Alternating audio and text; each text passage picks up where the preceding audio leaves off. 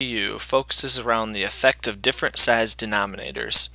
Now, it's important to understand that in our district curriculum there is one solid lesson about how to actually place fractions on a number line, so I didn't feel the need to create another lesson to put in its place within the unit, since these lessons are supplementing what we are doing at school to improve on this goal as a whole in 4th grade. So this lesson takes number lines a little bit further and how to realize the effect of different sized denominators on a fraction and then comparing them using a number line as a way to check. In this lesson, students will be using community circle, metaphorical expression,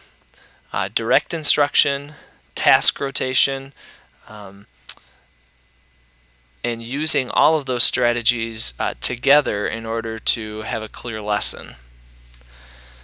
At the beginning, during community circle, students are asked to put themselves in the shoes of a worker at our local ice cream store, what's the scoop, and to think about the steps that the server followed when we took a recent trip there in the fall. If we were the server, how would we make the cones the right size is the question that helps guide their talk today. And we're going to use the steps that they come up with, or that we help them come up with, to lead a discussion today with using metaphorical comparison to be good problem solvers when solving story problems in fractions. So from this metaphorical expression, students will be able to read the problem carefully, think about the denominators and how it affects the size of the fraction, create a picture to show the right size of each fraction, and compare the fractions to determine which one is larger. The organizer that we'll be using for this is located on the left here, the metaphorical comparison chart, where we have a sample problem in the middle, and we show how the steps in the ice cream store relate to the steps in comparing two fractions. Throughout the lesson, during the direct instruction portion, for check for understanding as well as guided practice, students will be using the following practicing comparing fractions sheet to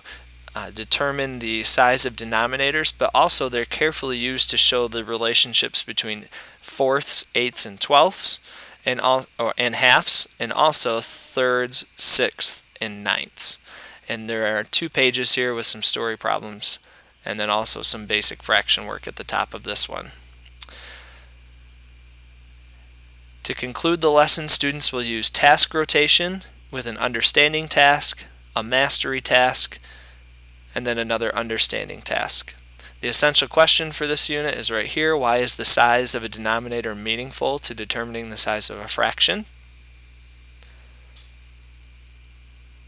And then its connection to the showcase teaching unit is that it's directly connected because it shows students how the size of a fraction affects the size of the overall fraction. And this is necessary for students so they know how to place fractions in order from least to greatest or greatest to least on number lines, and then also provides them with essential vocabulary.